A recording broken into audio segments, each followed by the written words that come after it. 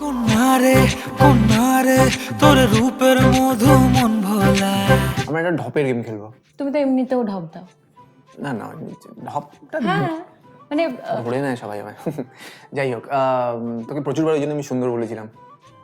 এটা বল ঢপ না ওই সত্যি? জীবনে একটা কথাই বোধহয় তুমি সত্যি বলেছো। না, আমার একদম না। মনে এই হয়। দেখ, তুই এখানে ভুল করলি। এইটাই হচ্ছে আমাদের গেমটা, যেখানে তোকে ধরতে হবে যে আমি ঢপ দিচ্ছি না সত্যি কথা বলছি।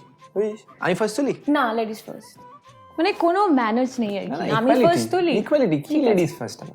একটা জীবনে একবার প্রেম এসেছিল, ঠিক আছে? জীবনে প্রেম আসে? আচ্ছা। না, আমার প্রথম প্রেম যার সাথে, তো ফার্স্ট টাইম তার সাথে আমি ডেটে গেছিলাম। তো ফার্স্ট টাইম ব্লাইন্ড ডেট যেটাকে বলে। আচ্ছা।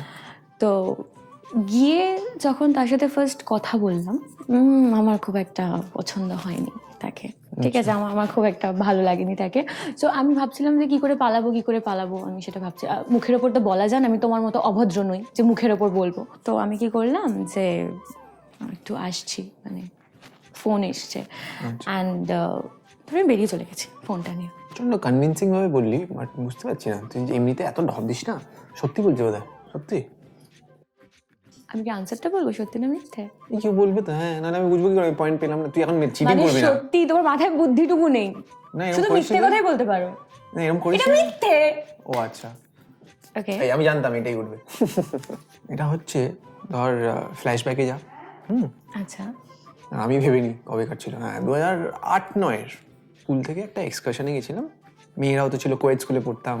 একটা আমাকে ডেয়ার দেওয়া হয়েছিল যে আমাকে মানে গেটের বাইরে যেতে হবে, গেটটা খুলে হিরোর মতো করে এন্ট্রি করতে হবে। তখন থেকে আমার ইচ্ছে ছিল হওয়ার, জানতাম না হয়ে যাবো, যে হিরোর মতো এন্ট্রি নিতে হবে। আর একটা মেয়েকে ছিল যাকে আমার অ্যাকচুয়ালি ভালো লাগে, তো মানে সে আমার ক্রাশ মতো ছিল। অ্যান্ড তাকে আমাকে প্রপোজ করার কথা বলা হয়েছিল। এটা প্ল্যান ছিল আমাদের নিজেদের মধ্যে, যে এরকম আসলে একটু করে দিস আমার। তো এগুলো ছিল। অ্যান্ড তাকে আমি প্রপোজ করতে যাব, অ্যান্ড আমি ক্যালানের মতো পা পিছলে পড়ে গেছিলাম সেই ভর্তি ঘরের মধ্যে। সবাই সেটা দেখলো যে আমার কলারটা উঁচু ছিল, সেটা এমনিই নেমে গেছিলো, এত জোর পড়েছিলাম। তো সেটা একটা অকওয়ার্ড অ্যান্ড মানে কি বলবো, বিচ্ছিরি মোমেন্ট ছিল আমার জন্য।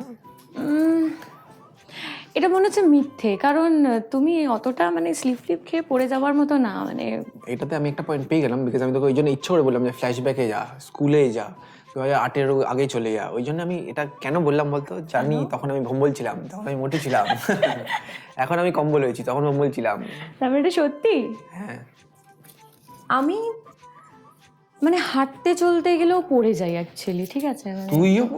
তো এরকম হয়েছিল যে বাবার বাইকে করে যাচ্ছিলাম, তো বাবা যখন ঘুরে দেখছে তখন আমি নেই, কি হচ্ছে, আমি পড়ে গেছি।